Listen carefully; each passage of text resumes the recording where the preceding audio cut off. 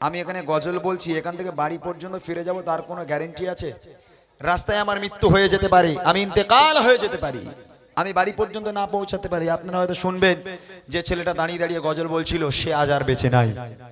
হয়তো আমি বাড়িতে যাব, এখানকার কমিটির ছেলেরা আমাকে জানাবে, ভাই তোমার একজন ভক্ত গজল শুনছিল, আজকে সে আর বেঁচে নাই, মারা গেছে। যেহেতু আল্লাহ পাক বলেছে মৃত্যুর স্বাদ সবাইকে গ্রহণ করতে হবে। তুমি আজরাইল যখন তোমার কাছে আসবে, তুমি যদি বলো ভাই আজরাইল জীবনে তো নামাজ পড়িনি, তা তুমি এসছো ভাই, একটা কাজ করো, পকেটে আমার 5,000 টাকা রয়েছে, তোমার দিচ্ছি 5টা মিনিট দাঁড়া, 2 রাকাত একটু নামাজ পড়ি। আচ্ছা, আজরাইল কি 5,000 টাকা নেবে? ঘুষ নেবে? এই মসজিদে এলান হবে, আপনার যে মসজিদ, মুয়াজ্জিন সাহেব সকালবেলা ফজরের পরে হাঁকবে, আমাদের যাদবপুরের অমুকের বাড়ি, অমুকের বাপ, অমুকের মা ইন্তেকাল হয়ে গেছে, জোহর বাদ তার জানাজা দাফন হবে ইনশাআল্লাহ।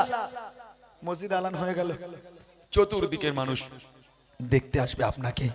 কেউ কেউ বলবে মানুষটা কত ভালো ছিল, আহারে। কেউ বলবে এই মানুষটা কাল আমার পাশে বসে বসে গজল শুনছিল, কত রকম কত কথা সবাই বলবে।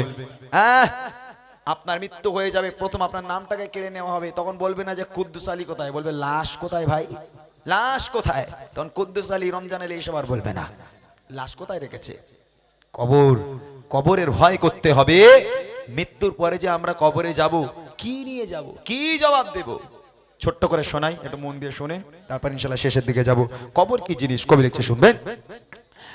কবর কবর কঠিন কবর সঙ্গে কে ঘোরাবে না, কবর কবর কঠিন কবর সঙ্গে কে ঘোরাবে না, সাপার বিছে খাবে করে, সাপার বিছে খাবে করে, সাধের দেহ খানা, কবর কবর কঠিন কবর সঙ্গে কে ঘোরাবে না, কবর কবর কঠিন কবর সঙ্গে কে ঘোরাবে না, সাপার বিছে খাবে করে, সাপার বিছে খাবে করে, সাধের দেহ খানা, কবর কবর কঠিন কবর সঙ্গে কে ঘোরাবে না, কবর কবর কঠিন কবর সঙ্গে কে ঘোরাবে না। মসজিদে এলান হয়ে গেল, জোহর বাদ তার জানাজা হবে, দাফন হবে, সুন্দর করে গোসল করানো হলো, কাফন পরানো হলো, একটা জায়গায় মাইয়াতকে রাখা হলো, কত মানুষ আসছে দেখছে আর চলে যাচ্ছে। জোহরের নামাজ হয়ে গেল, মাইয়াতে জানাজা হয়ে গেল, জানাজাতে হাজার হাজার মানুষ। যখন জানাজা হয়ে গেল, খাটিয়াটা ধরে সবাই কবরস্থানের দিকে যাচ্ছে, পেছনে যখন হাজার হাজার মানুষ সাথে সাথে মাইয়াতের সাথে সাথে যাচ্ছে, মাইয়াত মনে মনে করছে ইমাম সাহেব, মুয়াজ্জিন সাহেবরা মিথ্যা কথা বলেছে। কি মিথ্যা কথা বলেছে? কবরে নাকি কেউ যাবে না, কবরে নাকি একা যেতে হবে। তাই 1000 মানুষ কোথায় যাচ্ছে? সব শ্বশুর বাড়ি যাচ্ছে, সব তো আমার সাথেই যাচ্ছে। এই 1000 মানুষ আমার সাথে কবরে যাবে, মাইয়াত মনে করে। কবরস্থানে চলে যাওয়া হলো, বিসমিল্লাহি ওয়া আলা মিল্লাতি রাসূলিল্লাহ বলে কবরে শোয়ানো হলো। কবরে শোয়ানোর পর বাঁশগুলোকে চাপা দেওয়া হয়, বাঁশ দেওয়ার পর তারপর আপনার কলার পাতা বা ছাঁটাই দেওয়া হয়।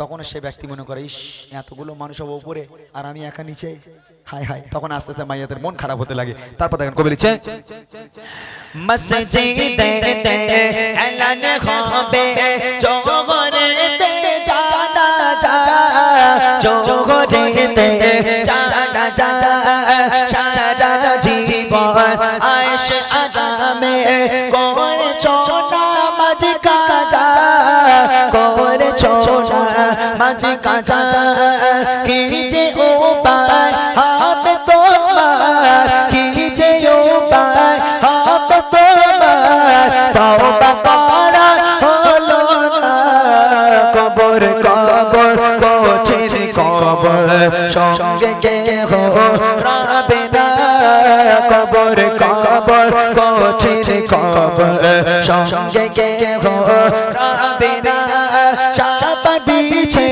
খাবে করে, সাধের দেহ খানা, কবর কবর কঠিন কবর সঙ্গে কে ঘোরাবে না। চাটাইগুলো দেওয়া হলো। মেয়েরা তো কবরস্থানে যেতে পারে না, ছেলেরা কবরস্থানে যায়, আমরা কবরস্থানে যাই, মেয়েরা তো যেতে পারে না। ও ভাই, যখন বাঁশগুলোকে দেওয়া হয়, বাঁশ দেওয়ার পর চাটাই দেওয়া হয় বা কলার পাতা দেওয়া হয়, দেওয়ার পরে দেখবেন ছোট্ট ছোট্ট ছিদ্র দেখতে পাওয়া যায়। একজন কোনো মানুষ ওই ছিদ্র দিয়ে একটু কবরের তলায় উকি মেরে দেখবেন, রুহু পর্যন্ত কেঁপে উঠবে, রুহু পর্যন্ত কেঁপে উঠবে, গায়ের লোম খাড়া হয়ে যাবে। হায় হায়, এই ভয়াবহ কবরে কালকে আমিও যেতে পারি, কাল ওই মসজিদে আমার নামটা এলান হবে। সবাই মাটি দেওয়া হয়ে গেল, দাফন হয়ে গেল, সবাই 40 কদম চলে গেল, মন কান্ডে ফারিস্তারা নেমে এলো, ওঠো। সারা জীবন অনেক আয়েশ আরাম করেছো, নামাজ পড়নি, রোজা করনি, শুধু গজল শুনেছো, ওয়াজ শুনেছো, বলো তিনি দেখি তোমার রব কে, তোমার নবী কে, তোমার ধর্ম কি, বলো। ঈমান আমাল থাকলে বলতে পারবো, ঈমান আমাল যদি না থাকে হায় আফসোস, হায় হায়, আমি জানি না, আমি জানি না। সরে যাও মন কান্ডে ফারিস্তারা, তোমরা কেউ আমার সামনে আসবে না, তোমাদের চেহারা দেখে ভয় হয়, খবরদার তোমরা আমার সামনে আসবে না, সরে যাও, পেছনে সরে যাও, পেছনে সরে যাও। মন কান্ডে ফারিস্তারা বলবে, আল্লাহ এ রিজেক্ট করা মাল হবে না। আল্লাহ বলবে তোরা চলে আয়। মন কান্ডে ফারিস্তারা চলে যাবে, আল্লাহ পাক ডেকে বলবে, কানা আর কালা দুই ফেরেশতা এবার ঢোক, ঢোক। তোরা দেখতেও পাসনি, শুনতেও পাসনি, ও যেমন দুনিয়ার বুকে নামাজ কালাম বাদ দিয়ে শুধু হই হই করে বেরিয়েছে, ডিজে বাজিয়ে বেরিয়েছে, গান বাজনা পিকনিক করে বেরিয়েছে। তোরা একটা কাজ কর, তোরা দেখতেও পাসনি, শুনতেও পাসনি, তোরা কবরের মধ্যে ওরে ডিজে বানিয়ে একটু ওরে বাজিয়ে কবরের মাটিটাকে কাঁপ, আমি আল্লাহ বসে বসে একটু দেখি। হ্যাঁ, আমি বসে বসে দেখি। আমরা শুনেছি কবরে নাকি সাপ আসবে, সাপ কবরে, শুনেছেন আপনারা? বলে কবরে সাপ আসবে। অনেক মানুষ মনে করে, এই যুবক ছেলেরা মনে করে, পুকুরে গিয়ে হেলে সাপ, ডানা সাপ এরকম ধরে ঘোরাচ্ছি, আর কবরে সাপ কি হয়েছে, আসবে আসবে তো কি হয়েছে, এরকম মনে হচ্ছে। কবরে সাপ যেমন তেমন সাপ নয়, কবরে যে সাপ দেওয়া হবে, ওই সাপ যদি দুনিয়ার বুকে কোথাও একবার নিঃশ্বাস ফেলে, কাল কিয়ামত পর্যন্ত সে জায়গায় সবুজ ঘাস আর জন্ম নেবে না। এই রকম বিষাক্ত সাপ কবরে দেওয়া হবে।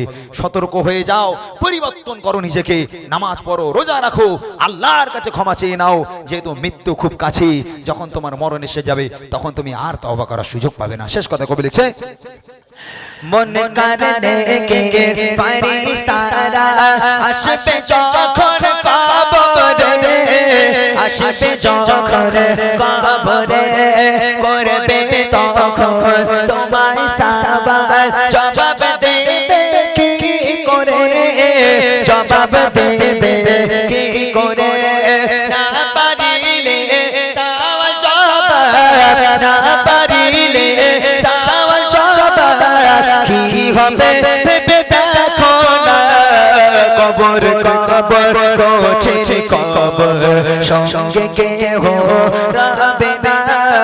কবর কবর কোছে কবর, সঙ্গে কেহ রবে না। সাপার বিছে খাবে করে, সাধের দেখো খানা। কবর কবর কোছে কবর, সঙ্গে কেহ রবে না।